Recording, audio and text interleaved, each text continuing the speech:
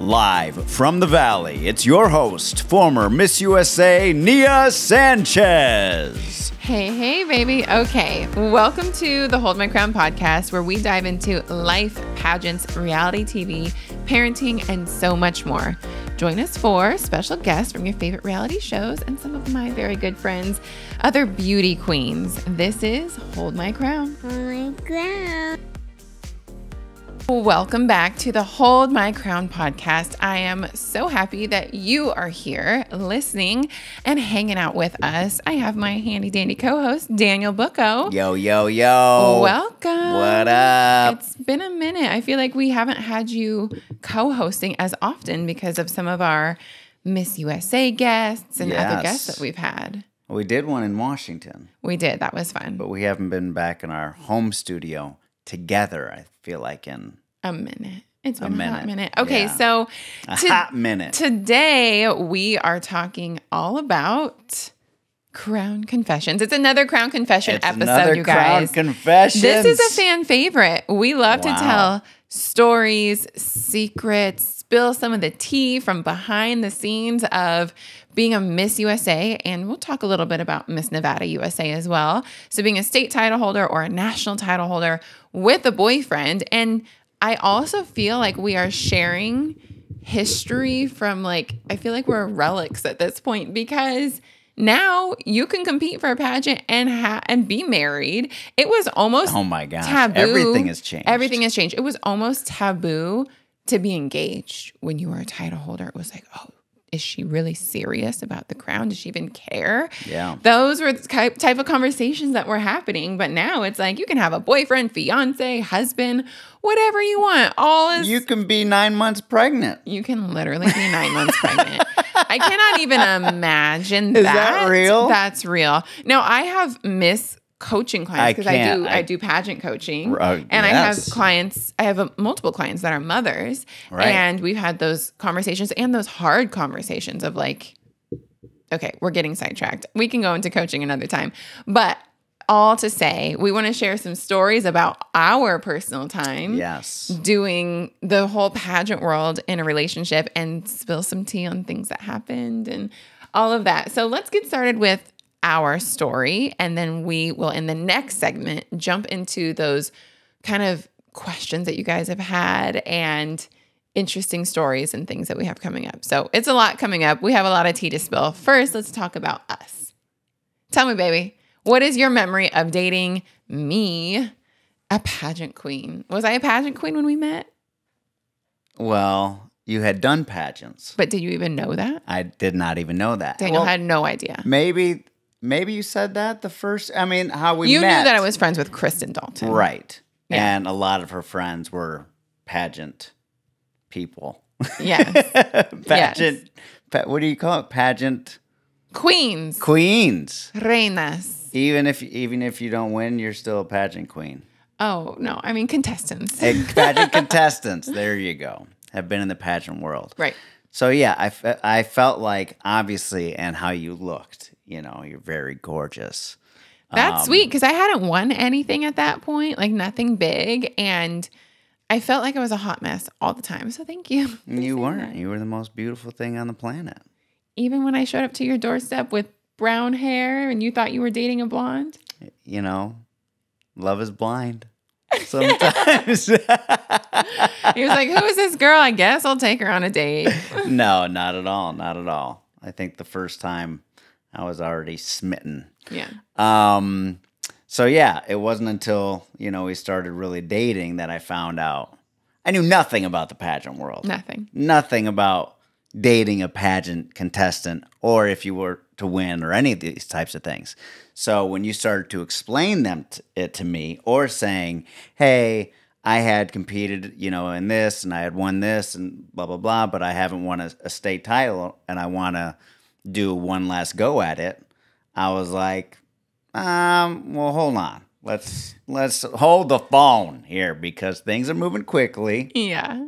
I knew that the next person I dated and committed to was probably going to be my wife. Mm-hmm. And when we started, I knew right away.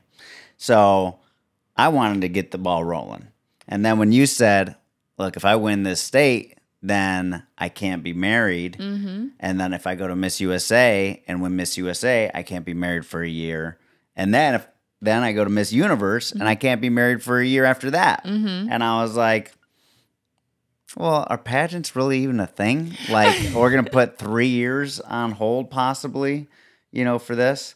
And then it took me some time to realize how big this world of pageantry is. Right. I'm going to pause you right there. Pause me. So we had the conversation. I told Daniel, I want to do this pageant. And he, like he said, was hesitant because he was ready to get married. Let's keep it 100. You were like, let's make this happen. Mm-hmm. And you said that. You said if our relationship keeps going in the direction it's going. Right.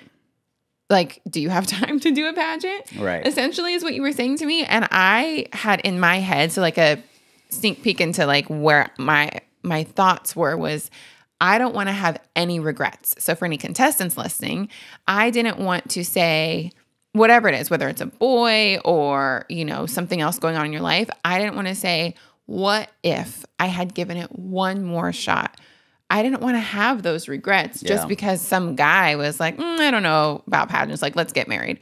So I was very clear that it's something that I was going to do. And I wanted to know if you were ready to support me instead of the position of, well, if you support me, I'll do it. No, I was like, this is what I'm doing. I really, really, at that point, we were already in love. Like, I love you. Right. But either you're on board or I'm going to continue to pursue my dreams. So just like advice to the women. Period. Whoa. So the advice to the women out there is don't let a man ever hold you back from pursuing your dreams. If he's the right one, he will step up and support your dreams. This is true. And now you can continue your story because that is what you did. Touche. You did, which is a good man. It is. Yes. Thank you. Yes. So yes, that is what I did. I took some time to pray about it. I prayed about it. He literally said, I need to pray about it. Yeah. I was like, I need to pray about this. I need to go to God. I need to talk to my dad about this. I need to seek wise counsel. Hi, my cutie. Our boy just walked in. Come podcast with us. Big boy. Anything you want to say? No. I'm podcasting. I'm podcasting, Nana. Yeah. Nana was trying to get him out of the room, and he says, no, I'm podcasting. I love podcasting. I love podcasting. Do you want to say, hold my crown? Hold my crown. Say, welcome to the Hold My Crown podcast. Welcome to the Hold My Crown podcast. That's it. Good job. And can we say what your name is? What's your name? Asher. Whole name. What's your whole name? Asher. What's your whole name? Say it in the mic. Asher Daniel Booko. Say Booko Buttons. Booko Buttons. Perfect. Say bye-bye. Bye-bye. All right. Yay, good job podcasting. Podcasting, Asher.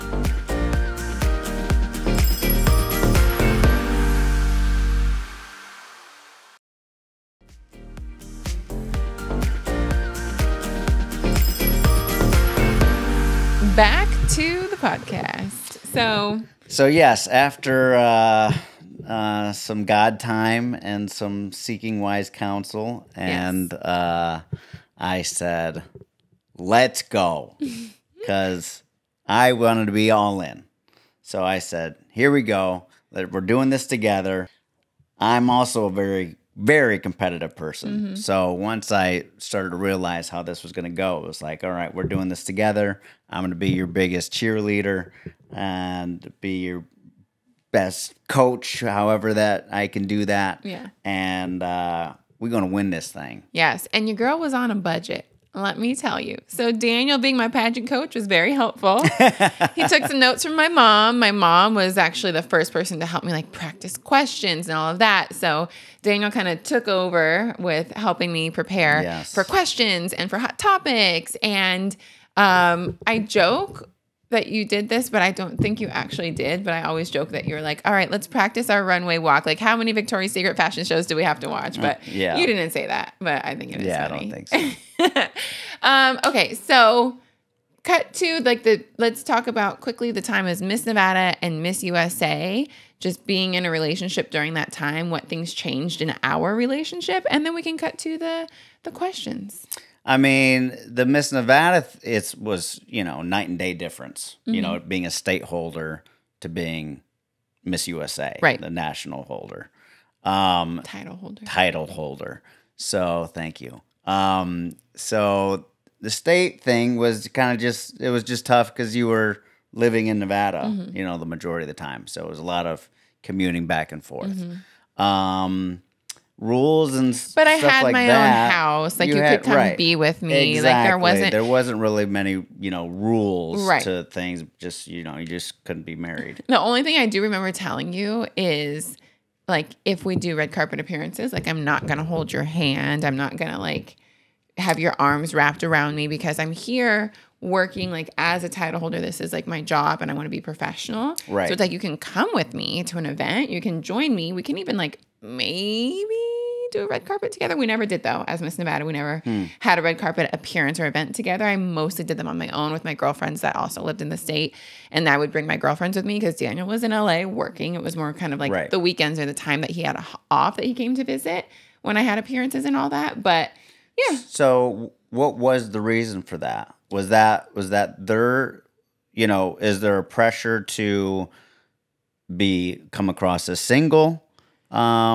I just think being a title holder. Yes, there was a pressure at that time. Not that I ever felt the pressure to come across as single, but I felt like it was more professional to show up as like an individual entity. Like I am doing my job representing this organization as Miss Nevada USA, and I don't need to have like a guy holding my hand, like even if he's my boyfriend or the love of my life.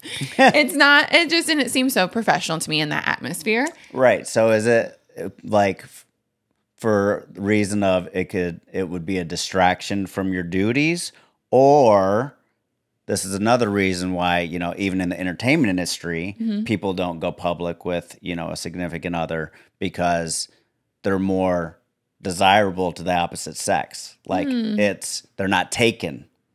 So it's I mean, Donald Trump did own the organization, so I feel like there's probably was a bit of those thoughts in the back of not really my mind, but I feel like the pageant community at that time wanted, because you're Miss, you're not Mrs. You're not showing up as like a woman that's like in a serious relationship. Right. You are a Miss.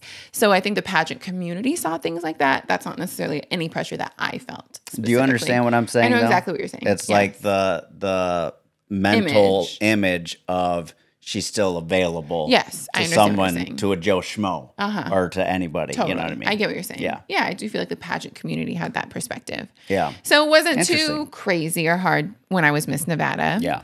But when I was Miss USA, things changed. Yes. So I had never been to New York. I'm 24 years old. Like life is just thrown completely off the rails from what I'm used to, because you get picked up and moved to New York City. You're living in a new apartment in Midtown Manhattan, right across the street from Central Park. Your life is like, whoa. So my first thought was like, oh my gosh, I want my boyfriend to come with me to like help me feel settled. Like in a normal world, if you're moving to another state, you would bring your boyfriend with you to like help you get settled and kind of like get comfortable. And then like if he had to go home, he would go home if you're living in different states. Yeah. But that was like a hard no, absolutely not. No boyfriends allowed. Well, it was apparent right from the get-go, like this is a massive deal. Yeah. And I, at that point, knew that. Yeah. And then I saw it. Yeah. And then I saw you just be swarmed around your team. Right. Your manager, the Miss Universe organization. It was like you're their golden, whatever. You are the job. Like golden calf. That is so horrible. Is that a biblical reference? It is. Like an idol. I don't know where that came from. Back in the Old Testament. Exactly. We're going Old Testament here. you're their star. Yes. So they have to protect you at all costs. Thank you. Okay. Jeez, oh, Pete. I don't know what's going on. All right. I got 17 children. So that was apparent right away that it was like, okay, I'm pushed away at this moment. Right. And knowing that, it could be this way. But obviously, I also knew that I am a very likable person, and I can get my way in and make friends with all these people that were true. In Miss Universe organization, no one was ever mean or like didn't like you, but they were hesitant of like meh, boyfriend. Right. And honestly, I think it's because of a lot of title holders in the past. And even ones after me, they started with a boyfriend and then they broke up during their year. So I'm sure they're like, oh, who's this guy? Like some other boy that's not going to last. Once he sees what the girls go through and like how much pressure and like celebrity you get in that year. I want to tell a quick story. I wanted to piggyback on that. Okay. I think, this is kind of big. But I think the biggest reason why we didn't have like any hiccups or flibs, whatever, in this time is I had been a part of the industry for so long. Yes. So I had already been, acting and doing movies and television, doing red carpets and that type of stuff. So I knew what was going to be taking place. Mm-hmm. And I think a lot of guys that aren't, I think majority that aren't in the entertainment industry that are dating someone that does that don't know that. Yes. And don't know that this stuff is going to be happening, and where jealousy and envy and fear of, all these things that are going to be happening end up happening. Yeah. So I feel like that prepared me very well of knowing that I know what's about to take place. I've been there, and that this is your time to shine in this particular area. Yeah, that's so good. I have one little story from two mini stories from title holders. So your life completely changes when you win Miss USA or Miss Universe. Completely changes. And I'm going to say one person's name and another person, I won't say the name because I don't think the first person will care. Careful. No. Okay. So she was engaged when she won Miss USA. And I'm pretty sure I'm quoting the story correctly, but I could be wrong. So she was engaged at the time, and she said that her fiance at the time was so like distraught over the fact that she won, because he was like, you're going to get famous and you're going to be like a celebrity and you're going to change all these things. So on the night that she won Miss USA, I don't know if I should be telling all her stories. I can't believe you're saying this. She was like holding her fiance in her arms, like, it's okay, as he was like crying and sad. That's not a one-off thing. Another Miss Universe told me the same thing, that her boyfriend came up to her on stage when she won with tears in his eyes because he was going to leave her and become famous. And she didn't end up leaving him, and they had a great time during that whole year, and it was wonderful. But men, even if you're married, whatever, and you know that your partner's life is going to change, whether they win a state title holder, Miss USA, Miss Universe, whatever it is, support them like Daniel did for me. I know you don't know what you're getting into, but if you are strong and you are a man and you are supportive and you are there for her and all of that, your relationship will continue to be great. It's if you have the insecurities that can hurt your relationship. That is the word. Yes. I mean, you need to be confident in yourself first. Obviously your relationship, huge. Right. But as a man, you got to be secure and you got to be confident. Yes. Or else it'll eat you up. Right. And you think that you're going to lose your... I'm so sorry. No. I'm so sorry. This is You're life. Giving me ideas. I just can't ever get a sentence out without interruption. I try. I really do try to let you finish. Do you? I do. Wow. Try harder. Oh, boy. Okay. The thought I was going to say is I know multiple Miss Universes and Miss USAs that their relationship has broken up within the first few months of them winning the title because of the insecurity of the man. Or like, I know more than one of like, I'll say USA or Universe because I don't want to like narrow it down, but that has been cheated on because she left her state or left her country and was in New York, and the man cheated on her. And I'm like, you have Miss Universe or USA as your partner, and you're gonna go do what? Like men have issues. Some men do. Have you ever heard of the opposite happening? No, but I'm sure it could have. Right. But because I'm really close to the Miss USA girls, obviously. Right. I'd say from Kristen on, like I'm close to every single one of those Miss USAs. Right. And none of them have ever done that or even been in like that type of situation. Right. So but it's so sad that I know on the other end and then the relationship ends. So, but here's the deal. I'm sure it would be, obviously it's a huge strain on a relationship. Yes. You're now not living in the same area, and your significant other, i.e., that means, for example, by the way. I looked it up. I think it's like Latin. It's not English. And it means? For example. Yes, in Latin. Oh my gosh. I.e., the person who wins Miss USA. Stop. You don't have to look it up right now. I'm right. Has a lot of suitors. Yeah. Is now very desirable. Is not what? Nothing. I just know single Miss USAs that have is now dated in the limelight, meeting a lot of celebrities and people that they may have had crushes on that are now like actual opportunities to date. Yeah, I've seen it happen. Yeah, but they were single. Exactly. But so obviously that is a fear for guys. And then, the guy, if they do it, again, it all comes down to the strength of your relationship going in. If you aren't strong and have the foundations that you need to have of trust, communication, and, many others, ours big thing was faith. You're not going to last. You need a lot of communication during that year. Because if you don't have that going in, you're screwed. Oh, yeah. Yeah. I mean, we would like take FaceTime naps together.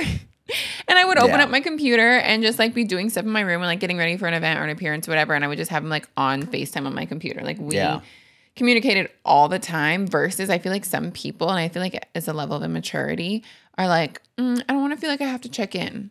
But you shouldn't feel like that in a relationship. You should want to communicate. Like you want to be in contact with your person because you love them. Not like, oh, I have to check in. Obviously, life is busy, but I feel like we never really had that issue. Yeah. We were hanging out all the time on FaceTime. Yeah. All right, let's take a little break. We'll come back shortly. Oh, I got so much more to talk about. Break then.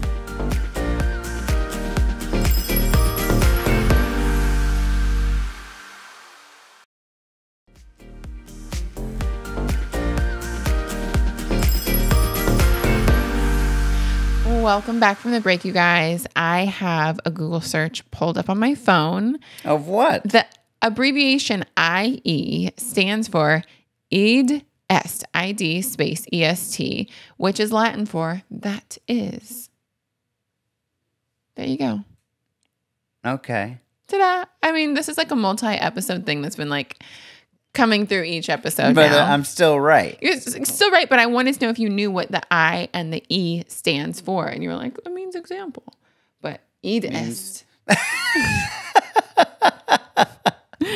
That's what it stands for. All right, guys. Our language lesson. We've been already telling you some stories. We're going to share a few more stories, answering some specific questions. Wait, and then a few topics as well that are more like overall topics when it comes to this. But we're going to keep it fun, keep it light, keep some interesting stories in there. Okay. Ready? Yeah. Okay. I don't know. I feel like I just have more to say on some certain... Okay, you just go and then I won't... Maybe your memory will be tapped into when I ask questions. All right, go for it. That's what I wanted to say. All righty. I kind of want you to start this piece of the podcast off with some advice for the guys out there. Whether they are dating, married, engaged, whatever, give like one or two pieces of advice how to be a top-notch pageant boyfriend, fiance, husband. Go. Let's go. Okay. So, 1, go all in. Yeah. Go all in. Be their biggest cheerleader.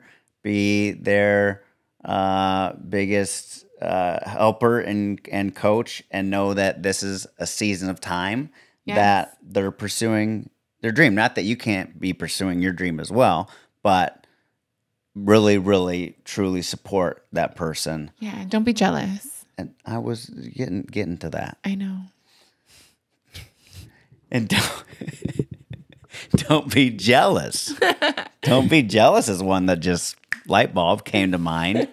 But where does that come from? That comes from security in yourself. Mm-hmm. And so do the work, do the self-work so that you can give from, I always say this, but give from, a cup that's full, mm-hmm. or that overflowing cup. How you feeling, baby? I'm losing my distraction. That's fine. I'm going to answer for you. What? Okay. Hold on. I got more. Okay. You can come in hot in just a second, but I feel like I have very specific memories of things that you did that help, that I'm like, oh my gosh, that was an incredible support during that season of life. Okay. So everything you're saying is accurate. You want to be all in. You want to be okay with the light being on your partner and have that confidence and security that doesn't affect you in a negative way. You're just there for them and you're supporting them fully. And I felt like you were really good at that. But I also, as the person with the title, communicated. I tried to say it so many times because I knew it was like this weird shift where it wasn't about both of us really. It was really all about me in that season. Mm-hmm. It's all about me right now too, guys, just so you know. It's never changed. What's going on? No, until we had kids. It was about us, and then we had kids, and now it's about me again. It is. It's where we're at in life, guys. It's a season. Again, it's a season. And I even tell Daniel right now, I'm like, this is a season. It won't last forever, but like, I need extra support in this season. Same with the pageant world. Let's pull it back. Stop talking about now. A season usually lasts 3 months.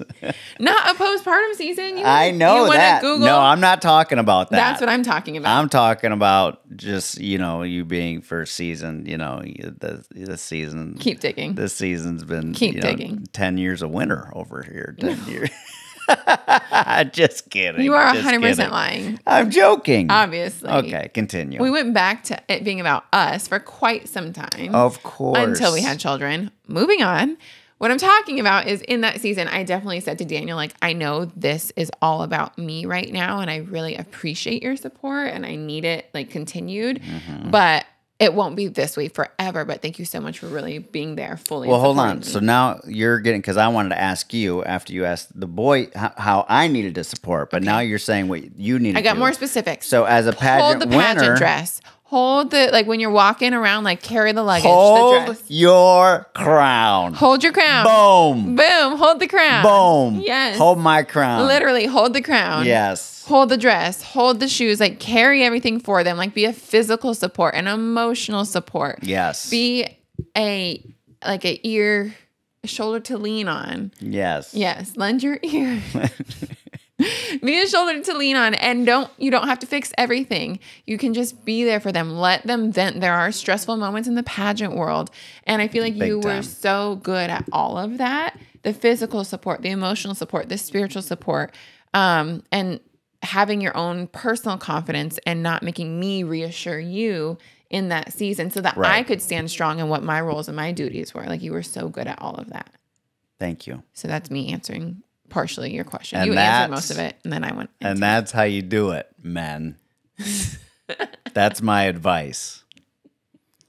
So now what would your advice be as a title holder to make sure your significant other is still valued, is still confident in the relationship, does still feel cared for and loved? How would you, what advice would you give for title holders to do that for their I think it's boyfriends? It's very simple. You want to include your person as much as you can, not necessarily when you're on the red carpet with a sash and crown, but include them in your journey, include them in the preparing for the pageant, doing Q&A. When you win, make sure you definitely include them. Hey, I'm getting ready for this event. Can you be here and help me for that? It would mean a lot. And very healthy, like fluid communication when you're at an event. Hey, I'm here. If they're not with you, I'm here. I'll let you know when I'm done. Thanks so much for your love and support. Like, thanks for being there for me. Thanks for helping me get out the door. Just a lot of healthy communication and making sure not everybody is a words of affirmation person, but I think especially in this season, do extra words of affirmation just because. Yeah. Make sure your person knows that they are valued, seen, loved. Don't have your person second guessing if you care about them or if you're distracted by your new responsibilities. Like, you can fully be present in your new responsibilities, but also make sure that people in your life, especially your partner, but like your family, your anybody, your close friends, make sure they are seen and valued. Yeah. And do that verbally. And appreciated. Yeah, exactly. So I think that's the simplest part of it. Yeah. And I think, what I don't know if we've said before on a podcast, but we've said this many times, or at least I have, is whether it's me, if I'm doing a movie or if I'm doing a television show and, we're not together as much as we need to be, or I have a love interest on a project, it's making sure that you still feel like you're the queen. Yeah. That's my job. Yeah. That's my job, to make sure that you are number one. Yeah. You are loved. Speaking your love languages, making sure your love tank is full. And then I feel like when you were Miss USA, you did the same to me. Yeah. And it put me at ease. It made me feel secure in myself. So I think that's really, really important to be able to do that and be aware, knowing that, hey, I'm in the spotlight right now. It's easy to get, caught up in all that, but to give intention to making sure that your significant other feels like she's the queen and he's the king. Yeah, I agree. Whether he's holding your dress or not. Yeah, that's so true. Yeah, that's so good. Or blow drying your underwear and bras before you go compete. I think we said that on a previous episode. Yes, literally I had to wash like my undergarments in the sink and Daniel had to blow dry. It was the night before I went to Miss Universe. Oh, yeah. So I didn't have enough clean underwear. And this is like such a first world thing. I had never washed my own clothes in that building specifically, like obviously at home. But the washing machines in the building were like in the basement and usually are like housekeepers would just take our bag of laundry and go wash it and then bring it back. Right. So I was like, I don't know where the washing machine is. I'm going to wash these things in the sink and you're going to blow dry it. All right. Teamwork. Let's go. Yeah. And you did. And I sure did. Okay. So that's kind of getting me on a different train of thought. Do you have any funny or crazy or like wild stories from when I was Miss USA that are just like, oh my gosh, that was crazy being your boyfriend in that season of life? Blow drying my underwear and bras. Yes, blow drying. You had a great system. You hung them up on the different pegs on like the dresser to pull out the drawers. Yes, I did. Excuse me. And you just sat there in a chair and was like getting me ready for Miss Universe. 30 minutes. This is what you do. 30 minutes of that. I mean, it was a crazy ride. Yeah. It was a fun. I can't think of like any like crazy specifics. I just remember it being fun. And I know it wasn't fun, the entire time. And because we did long distance and, whatever. But I really felt like we were in this together. Yeah, you know what I mean? Yeah. And I did become great friends with a lot of people in the organization. Yeah. And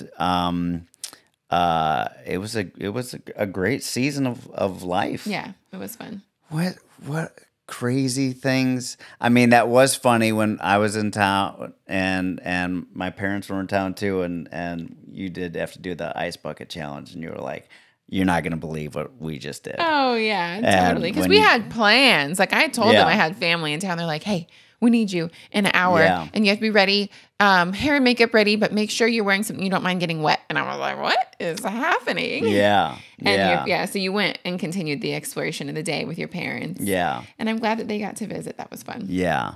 And then, And then just for anybody that hasn't listened to previous episodes, I did the ice bucket challenge on Donald Trump head with water, and that was funny and hilarious and whatever. But that was just like such a crazy thing to do, especially when you have family in town. You're like, oh, sorry, I have to go dump some ice water on Donald Trump's head. I'll be back soon. Like, what? Like, what is life? So random and so fun, though. Yeah. I mean, what the heck? I proposed to you. Yes. When you were Miss USA. So that was insane. Yeah. I did it in New York. It was a complete surprise. Yeah.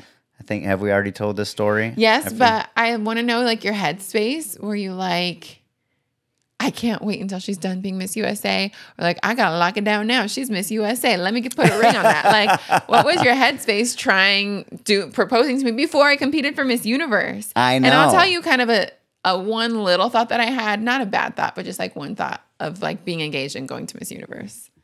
So first, tell me your headspace. My headspace was, we had talked about it over and over and over. You knew it was happening at some point. Right.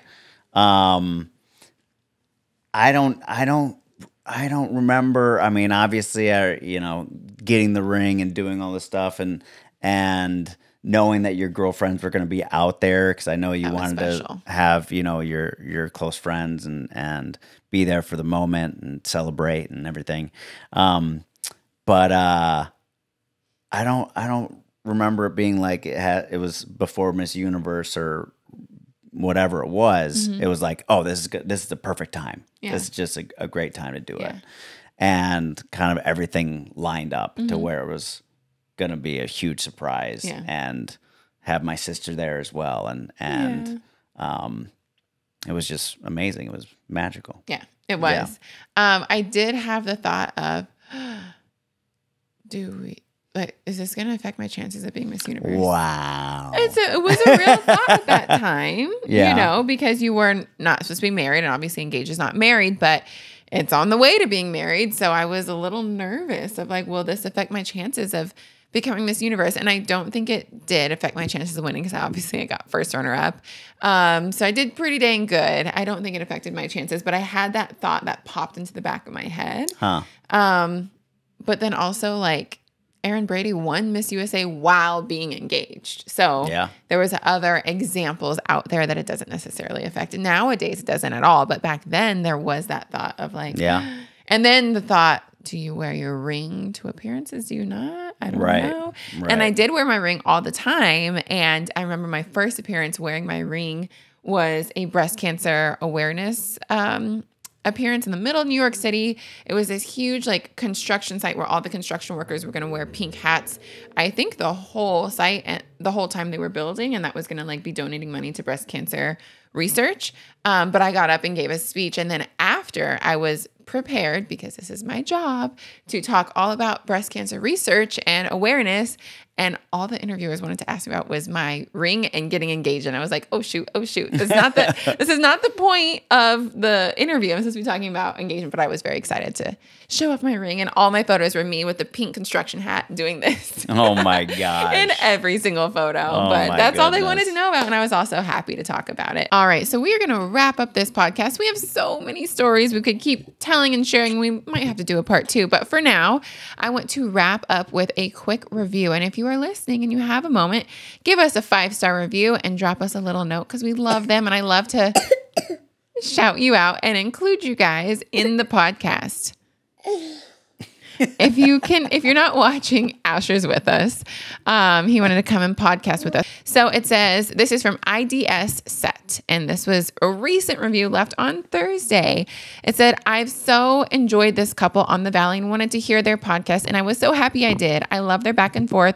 I enjoy the emotional communication and understanding and just the positivity between these two. A great listen that made the end of my workday fly by. I was sad when it was over. Can't wait for next week. Okay, Asher. Oh, thank you for dropping your comment. We love you guys so much. So we're going to wrap up this podcast. We want to say thank you so much for listening to the Hold My Crown podcast. Thank you. Really enjoy you guys being with us, listening to another Crown Confessions episode. And Boyfriend edition. Make sure you follow, like, subscribe. The best way to support our podcast is just by clicking that plus button so you get those automatic downloads and you're hanging out with us every single Wednesday. Alrighty, we're going to wrap it up. Asher, what do you want to say? You say thank you. Thank you. Say, see you next week. See you next week. On Hold My Crown. And hold my ground. Bye-bye. Bye-bye. Yay Networks.